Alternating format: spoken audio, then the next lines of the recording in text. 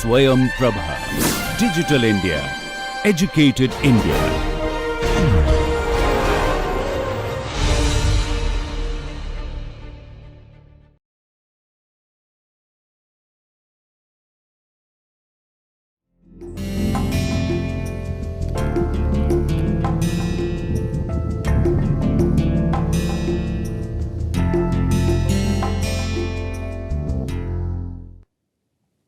Now that we have seen how animals are trained by human beings and how we derive pleasure out of the way we see animals behaving around us, let us come to the theories. Okay. We first come to the interesting theory, the first theory in learning given by Russian physiologist Ivan Pavlov, what is called as classical conditioning. Interestingly, Pavlov's task was not to find out how animals learn. He was not looking at classical conditioning at all, but he was basically designated by the Russian army of conducting a research on the mechanism of digestion. This was in early 1900s. And for his novel work and the great theory that he came forward with, Ivan Pavlov received Nobel Prize in 1904. Now, what actually Ivan Pavlov had done was exactly what you see in this image. He took a dog. The dog was fastened to belts so that he could not make voluntary movements. His body remains stable, and then small surgery was performed such that the throat of the dog was connected to a tube, and from that tube the saliva that was secreted by the dog would come and get collected in a beaker. Now, you see, this is the point where the surgery was performed, and the actual intention was that whenever in this very plate, whenever the meat powder will be presented, the dog would salivate. Once the dog salivates, the saliva that gets collected here, okay, will now travel from here and then get collected in the beaker there. So, that was the basic experimentation that Pavlov had designed. And what he did was that every time he would present the meat powder in the bowl there, the dog would salivate, and every time the saliva would get collected in the beaker. This is what he adopted in order to understand the mechanism of digestion. But then something very interesting happened. In that very lab, a bell was also being rung for some other purpose, and what Pavlov observed was that initially the dog which was salivating on the presentation of the meat powder started salivating on the sound of the bell. Okay. So, somehow, although it was not part of the experimental protocol, although this was not the intention of the work that Pavlov was doing, what he realized was that the dog somehow had formed an association. The association was between the meat powder and the sound of the bell, and these two things got associated. Okay. So, exactly what he found was that the food is presented, food is the unconditioned stimulus. No? You are just presenting food, and there is a biological mechanism. Okay. Hunger is triggered by a biological mechanism. There is a process of satisfaction that one derives out of having food, okay. And salivation is again a biological process.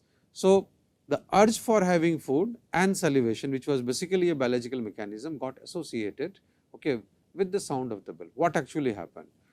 Okay. The food was presented, salivation took place. Food is the unconditioned stimulus, salivation is the unconditioned response, because these are biological mechanisms.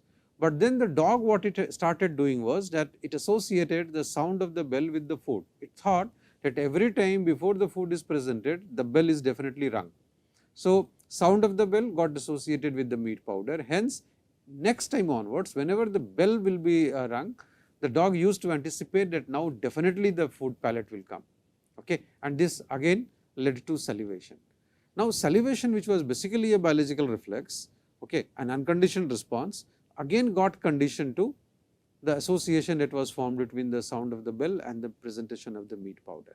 And then next step, when the meat powder was not provided, only bell was rung, still the dog used to salivate, anticipating that certainly the meat powder will get presented. Okay. And this is what Ivan Pavlov found, that the dog was classically conditioned. The natural response of the dog got associated with the sound of the bell, which led to an anticipatory type of a behavior. Now, although we have used this word, you understand the concept, let me repeat it again so that you remember it better. The major concepts in classical conditioning are unconditioned stimulus, unconditioned response, conditioned stimulus, conditioned response. Okay. Rest all you understand. So, a stimulus which produces response without prior learning, okay, you have not learned how to respond to that very stimulus, that stimulus is the unconditioned stimulus. Okay. Food in this very experiment was the unconditioned stimulus. The unconditioned response was salivation. Okay. The dog had not learned how to respond to the unconditioned stimulus. No, it was an automatic process, it was a biological mechanism. So, salivation was the unconditioned response. Then the other two important concepts where you remove the un and therefore, it becomes conditioned stimulus, conditioned response. What is a conditioned stimulus? The neutral stimulus that eventually elicited conditioned response after being associated with the unconditioned stimulus. No? So, the sound of the bell and the meat powder both got associated. Okay. And conditioned response again remains the same, but the learned response here, what is called as conditioned response, is basically that occurs after the CS-US pairing has taken place. No? The conditioned stimulus, the unconditioned stimulus, that pairing has taken place. The unconditioned stimulus we discussed, okay, in the previous slide, that the unconditioned stimulus was the food. Okay. So, the conditioned stimulus would be the sound of the bell, and because sound of the bell and the food both got associated, and therefore, the salivation, which was actually initially in the first step was considered as unconditioned response, now becomes a conditioned response. So, what actually happens in classical conditioning? Basically, a neutral stimulus gets associated with a meaningful stimulus, and then it acquires the capacity to elicit a similar response. Okay. Again, it is nothing but formation of association. So, classical conditioning is also associative learning, and it is the substitution and association of one stimulus for the other one. Okay. So, the sound of the bell replaces the meat powder, substitutes because it is associated. Okay. Now, this is actually what happens. No? Under normal condition, conditioned stimulus leading to no response, unconditioned stimulus leads to response. Okay. So, when the dog was not classically conditioned, even if the bell would be rung, the dog will not salivate, no, dog will not respond to sound of the bell. Okay. There is no association between the two. So, initially sound of the bell is nothing but a conditioned stimulus, but it leads to no response, therefore, it has no meaning for the dog. What has meaning for the dog? Food has the meaning for the dog. What is food in the normal condition? It is the unconditioned stimulus. Okay. And therefore, salivation was also an unconditioned response there, because it is biologically programmed to salivate. During conditioning, what happened? The sound of the bell and the meat powder, the food, both got associated, and it was this combination that led to the unconditioned response. And after conditioning took place, okay, now what was initially leading to no response, the sound of the bell, now standalone sound of the bell can create salivation, okay, and hence salivation becomes a conditioned response here. Okay. So, this was what Pavlov now found. Now, the prerequisites for classical conditioning, okay, you remember we discussed initially that contiguity, contrast and similarity, these are the three primary facilitators of learning. These are the factors which helps us form association. So, the prerequisite from classical conditioning point of view would be again contiguity, and contiguity will decide the degree of association. So, the conditioned stimulus, okay, will lead to conditioned response, which basically would develop when the interval between the conditioned stimulus and the unconditioned stimulus is very short. Means the meat powder is being presented and simultaneously the bell is also rung. So, temporally the difference between the two processes which are independent, okay, the dog is not able to establish. No, it is so small. But had it been a little far off, you ring the bell and after certain lapse of time, if the food was presented, the degree of association would not have been stronger, because the contiguity factor was not there. So, what happens? The more and more is the what you call lack of absence. Okay. So, higher is the contiguity, shorter is the period between the conditioned and the unconditioned stimulus, stronger is the bond. Okay. The degree of association increases, and there have been many studies which suggest that in certain types of learning, the optimum duration, the gap that you can afford is just fraction of seconds. So, you can understand, okay, how important contiguity is. The other prerequisite for classical conditioning is the contingency. Okay. Contingency basically nothing but the predictability of the occurrence. Okay. So, that once the bell is rung, the dog would anticipate now definitely the meat powder will come. Think of our own human experience. The fact we know that whenever there is a thunderstorm, we see the light first because it travels faster compared to the sound, but the moment you see lightning, you anticipate that you will now hear sound of the thunder. Okay. What is this? Again, this is contingency, this is predictability. You know that this is how nature is designed.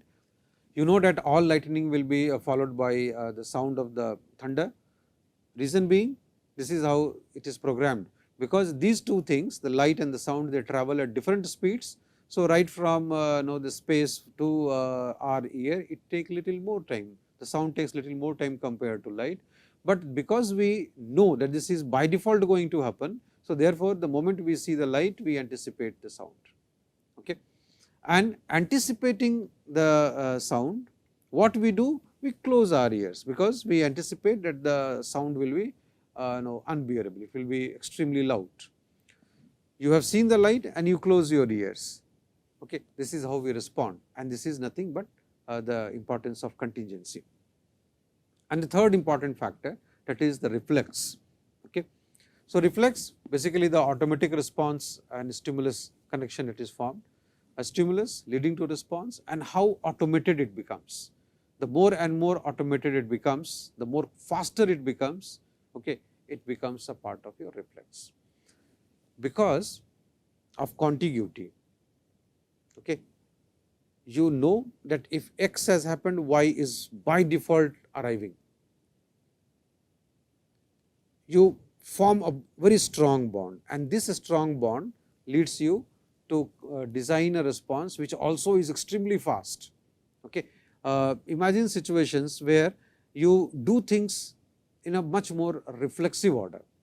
For example, if you are riding, okay, and you see a smallest object coming from one side of your visual field, suddenly you would try to have control over the brake mechanism, because you anticipate that in something that is moving towards you is by default going to come very near to you, and it might lead to accident. Okay. So, the three prerequisites: contiguity, the first important thing that we discussed, contingency, the second important thing, and then reflex, the third important thing. These three prerequisites are there for classical conditioning to take place. Now, you can consider Pavlov's theory as a stimulus substitution theory. Okay. It can be construed that nervous system is basically structured in such a way that the conditioned stimulus and the unconditioned stimulus, the bond between them, okay, they get formed, and eventually the conditioned stimulus substitutes the unconditioned stimulus. So, of course, learning takes place in the brain, there would be some neurochemical signature of learning.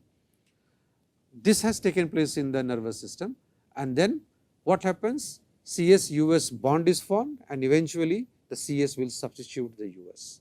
Okay. So, that is the reason why Pavlov's theory can also be considered as stimulus substitution theory.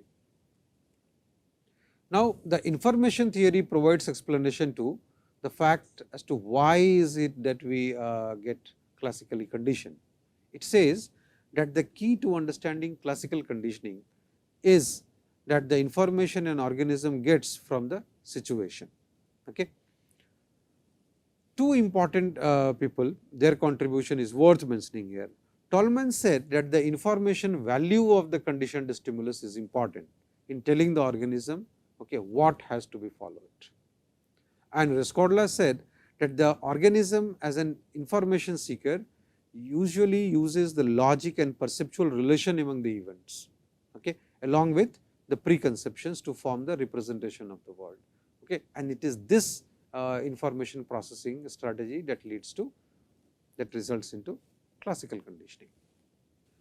Now, let us look at one question. If the conditioned stimulus substitutes the unconditioned stimulus, the two stimuli should produce similar response, or are they supposed to produce dissimilar responses? And in this context, let us take the experiment done by Kamin. What Leon Kamin did was that a rat was conditioned by repeatedly pairing a tone of sound and electric shock. Now, tone of the sound is the conditioned stimulus and the electric shock is the unconditioned stimulus. And this pairing was done until the tone alone produced a stronger conditioned response. And here of course, conditioned response would be fear. So, just like Pavlov's experiment, where the sound of the bell will come and the food will be presented, here the sound will be given, and along with sound electric shock will also be given, and the rat developed fear for it. It went to the extent that now even though electric shock was not given, only the sound was generated, the rat would produce fear. Now, when Kamin started analyzing the results, he found that the tone contributed to be paired with the shock, but when he tried to pair this with the second conditioned stimulus, that is light, he realized that the light, when it was turned each time, the tone was sounded. Basically this was again stimulus substitution. Electric shock associated with the tone, now tone as well as light both are given. To understand it, is it that if tone is replaced by light, will light also induce similar fear? And even though the light and the shock were repeatedly paired, it was realized that the rat did not show that conditioning to light. So, the question that we were asking was that is it, if that conditioned stimulus substitutes the unconditioned stimulus, is it that two different type of stimuli elicits similar response? And Kamin's experiment shows that no, that is not true.